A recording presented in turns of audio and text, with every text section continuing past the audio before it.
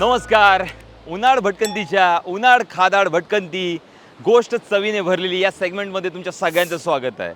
आज आपण आलोय ग्वागरमध्ये. ग्वागरमध्ये तुम्ही खूप फिरला असाल, पण या उन्हाळ भटकंतीमध्ये उन्हाळ खादाड भटकंती कुठे करायची हे तुम्हाला कोणी सांगितलं नसेल. आजचा व्हिडिओ खास तुमच्यासाठी आहे. ग्वागरमध्ये कुठे मांसाहारी जेवण बेस्ट मिळतं, कुठे शाकाहारी जेवण बेस्ट मिळतं, तर संध्याकाळी समुद्रावर चटपटीत भेळ कुठे मिळते. इथे ही जी ठिकाणं आहेत जिथे आता आम्ही जाणार आहोत ती पिढीजात परंपरेने चालत आले. त्यांची जी एक लिगसी आहे त्यांच्या टेस्टच्या बाबतीतली ती खूप वर्षापासून इथे चालत आले आणि त्या ठिकाणी आज आम्ही तुम्हाला घेऊन जाणार आहोत. त्यामुळे हा व्हिडिओ शेवटपर्यंत पहा.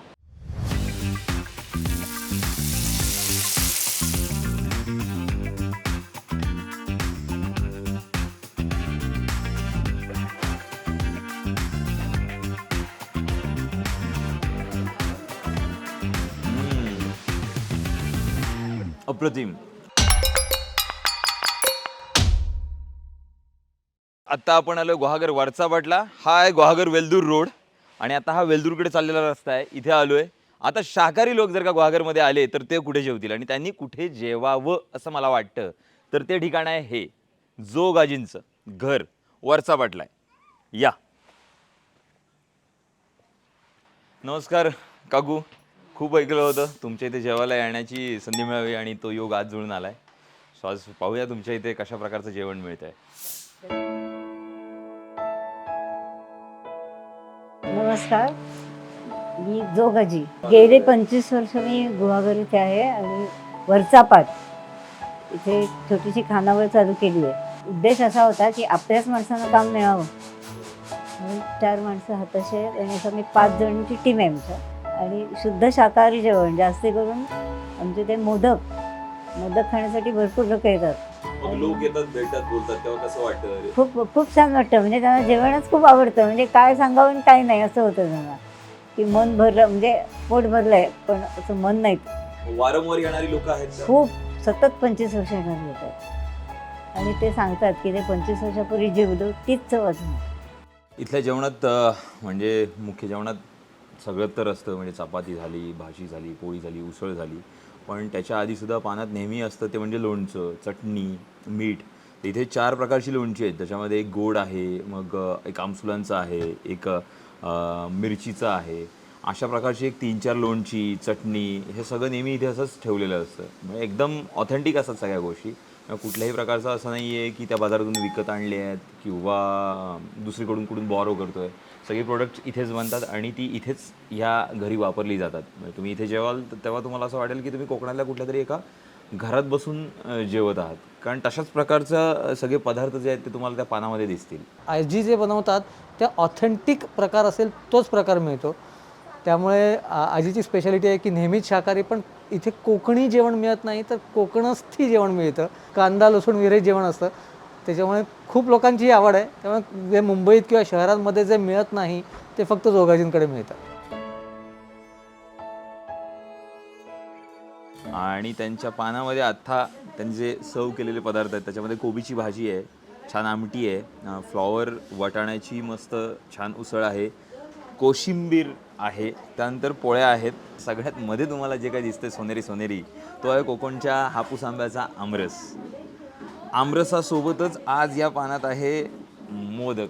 तुम्ही इथे येता त्यावेळेला मोदक हा अजिबात तुम्हाला डावलता येत नाही आणि तो पानात दिसतोय. मला राहवत नाही आहे, मी खाऊन पाहतो तो कसा झाला आहे. अप्रतिम. ह्या मोदकाची चव नक्की लक्षात राहील तुमच्या, अशी आहे. स्वतः हे एवढं सगळं बघितल्यानंतर मला असं वाटतंय की माझं पोट बघूनच भरलं आहे, पण खावं तर लागेल. Let's see. आमरस पोळी.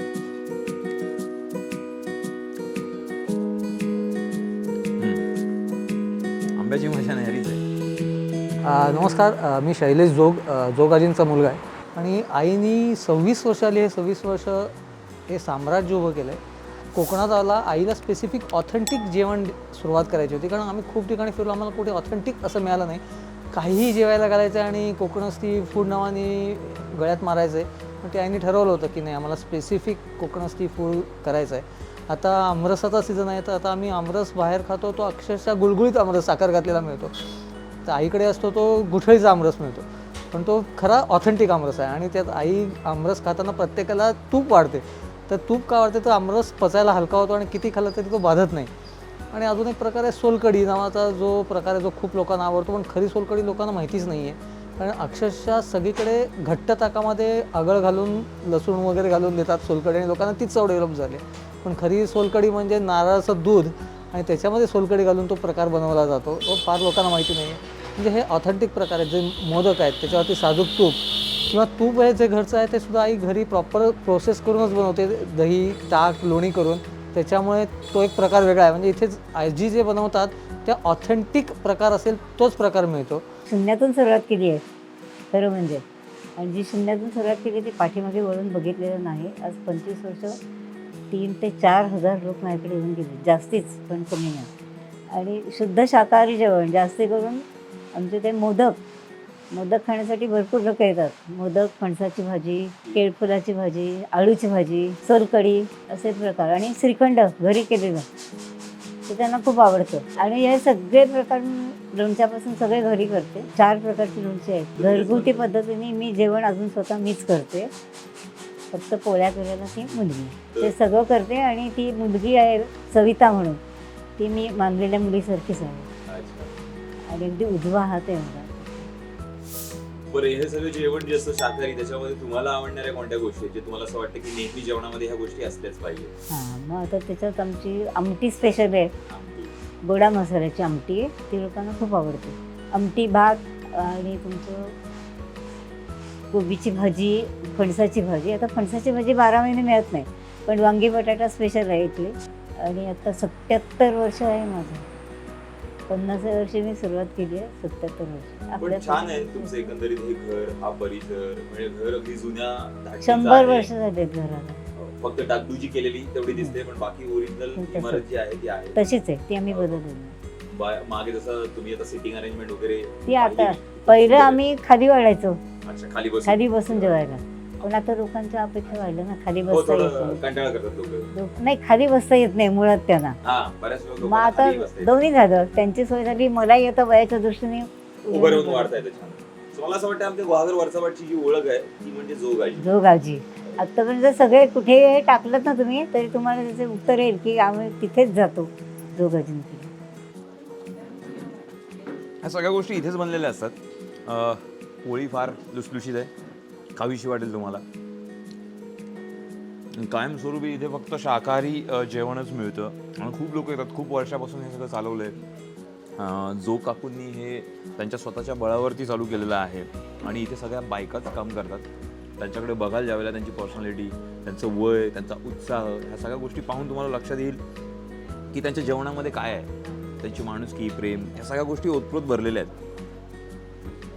गुहागर वेल्दूर रोडवरती असलेलं हे ठिकाण आहे जिथे जोगाची राहतात. हे व्हेज जेवण जे आहे ते खाल्ल्यानंतर तुम्हाला अजिबात त्रास होत नाही. अत्यंत मिताहारी आणि इथली प्रत्येक चव तुमच्या लक्षात राहण्याजोगी असते. त्यांच्या पानात वाढलेला प्रत्येक पदार्थ हा मायेनं आपुलकीने बनवलेला असतो.